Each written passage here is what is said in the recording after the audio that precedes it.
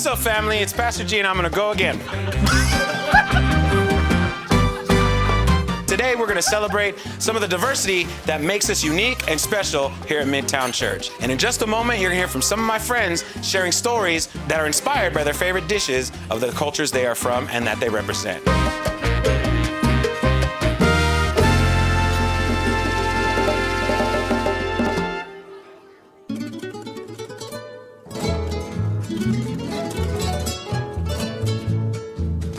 And up first is Miss Naji. Miss Naji, how you doing today? I'm doing great, and you? I'm better now. This looks amazing. Okay, so these are called Chilean completos. We normally do it for an once, which is an afternoon meal. Chile.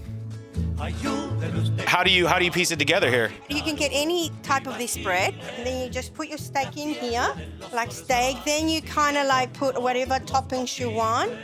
You get the beans, this is a real gourmet kind of like a steak sandwich. Yes. Right? It's more healthy. And then if you want mayo on top, you can put mayo, and then you can serve it with tea or with your soda or whatever you want. That looks amazing. That's a taste of heaven right there. What does having this meal do for you? Does it stir up a memory? Yeah, a lot of memories. Doing it with my grandparents, my parents' house to do it. A lot of laughter, hanging out around the table.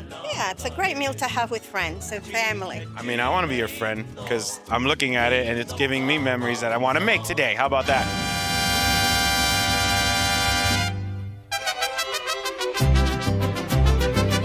All right, family, and up next is Annette. Annette, look, I know you cook well. I love every time you make me something. Thank you so much for that. Now, what is this?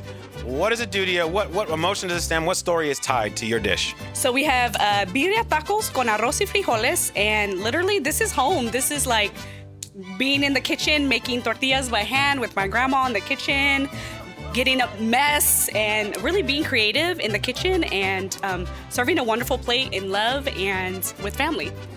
You do this so well. It's like you cook this all the time. And the hoops are out, so you know what that means if you're Latino. All right, thank you so much, Annette. It looks amazing. I can't wait to even try it. Thank you. All right, family, and up next, Erika. Okay, take me there. This is pan dulce. It's from Mexico. My grandma's sister has a panaderia. She wakes up like at 3, 4 in the morning because all the stores come and purchase the bread to sell at their places. Pan, to me, is a representation of just gathering. After we're done cooking, after we're done getting everything we need to cook, it's just like a little treat of just sitting down with either cafe or leche and just being present in the moment. And my favorite one is the little puerquito, the little piggy. Little piggy? Yeah, I was raised by a single mom. Okay. And money was tight. Mm-hmm. And anytime we went to the bread store, it was affordable and I can grab any one I wanted. So this one to me meant the most, like the little Toy Story piggy. Thank you so much for sharing. Thanks for being a part of this. And I look forward to tasting one with you. All right, cool. A mí me gustan las pupusas.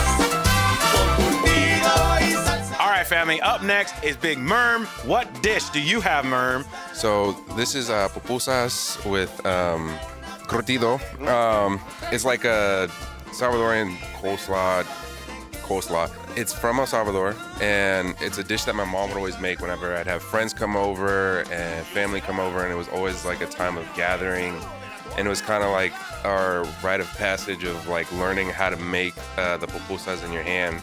My sister always had an issue. Her hands would always run hot. And so whenever we'd pat the pupusa down, it would always melt in her hand and she could never hold it flat. So we had to work around that and she had to work fast. But no, just like making this and eating this with my family has always been something magical for me. En el canto de las olas encontré un rumor de luz.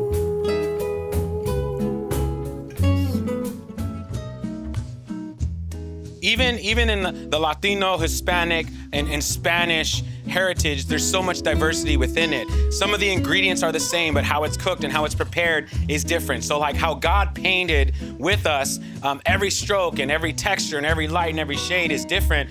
let's not miss the fact that we're diverse on purpose. This is a taste of heaven. That heaven isn't a bunch of people that look like me or look like you guys. Like it's mixed and diverse, and just like the cultures and the foods that we eat and share in that diversity, there's so much greatness. There's so much worth to celebrate. There's so much worth to love and be united in. And so Midtown, let's continue to be a church that gets down that way, that we love each and every one of us through our individuality, but also in the uniqueness, how God made us all in being one, and that's family.